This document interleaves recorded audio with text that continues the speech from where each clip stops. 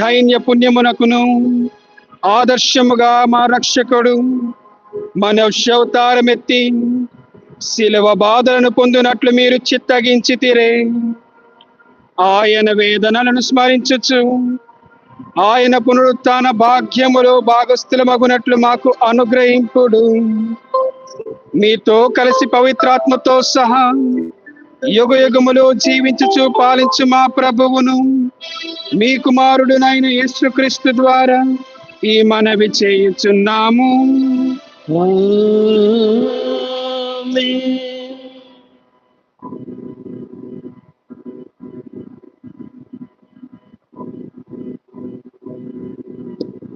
నేను పరలోకము నుండి దిగి వచ్చినది నన్ను పంపిన వాని చిత్తమును నెరవేర్చుటకే కానీ నా ఇష్టానుసారము చేయుటకు కాదు అని మన ప్రభువు నొక్కి వక్కాణించుచున్నారు. తండ్రి చిత్తమును నెరవేర్చుటయే యేసుని కర్తవ్యము. ఆ కర్తవ్య నిర్వహణలో బాధామయ సేవకుడైన యేసుని శ్రమలను గురించి ఏషియా ప్రవక్త ప్రవచనములను మనము ఇప్పుడు ఆలకించబోచున్నాము. మొదటి పట్టణం.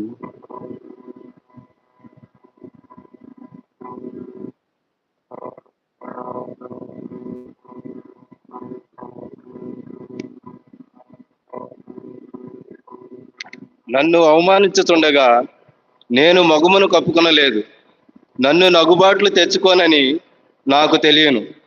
మొదటి పట్టణము యెషయా గ్రంథము 50వ అధ్యాయము 4వ వచనము నుండి 7వ వచనం వరకు. మొదటి పట్టణము యెషయా గ్రంథము 50వ అధ్యాయము 4వ వచనము నుండి 7వ వచనం వరకు. ప్రభు అయిన దేవుడు నాకు బోధ చేయ శక్తిని అనుగ్రహించెను. నేను అలిసిపోయిన వారిని ఓదార్చుటకు ఆయన నాకు సంభాషణ శక్తిని దయచేసెను. ప్రభువు ప్రతి హృదయమును నన్ను ప్రబోధించి నేను శిష్యుని వలె ఆయన బోధను ఆలించున్నట్లు చేసెను. ప్రభు అయిన దేవుడు నాకు జ్ఞానమును దయచేసెను. నేను ఆయనకు అడ్డు చెప్పలేదు, ఆయన మాట పెడచెవిని పెట్టలేదు. నన్ను మోదువారికి నేను నా వీపును అప్పగించితిని. వారు నా గడ్డపు వెంట్రుకలను లాగివేయుచుండగా నేను ఊరుకుంటిని. నా ముఖము మీద ఉమ్ము వేసి నన్ను అవమానించుచుండగా నేనేమీ చేయనైతిని. ప్రభు అయిన దేవుడు నన్ను ఆదుకొనుగాన వారు కలిగించు అవమానములు నన్ను బాధింపజాలవు. నేను నా ముఖమును చెకుముకు రాయి వలె గట్టి చేసుకుంటుని.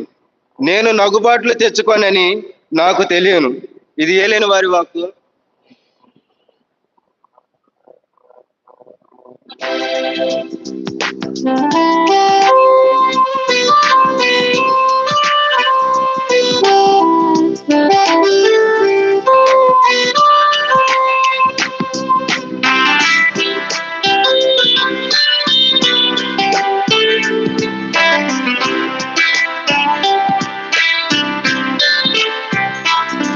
ప్రతి ఉదయం నా మొదటి పాట నీవే యేసయ్యా, ప్రతి రాత్రి నా చివరి మాట నీతో నేనయ్యా.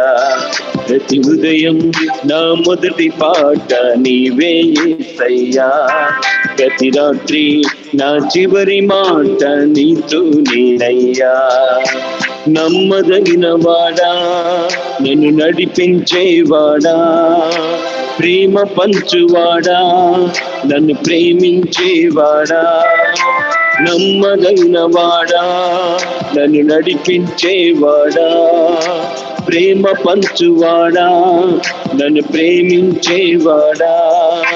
స్తుతించు నీ నామము, నామము ధ్యానించు నీ వాక్యము, వాక్యము స్తుతించు నీ నామము, నామము ధ్యానించు నీ వాక్యము.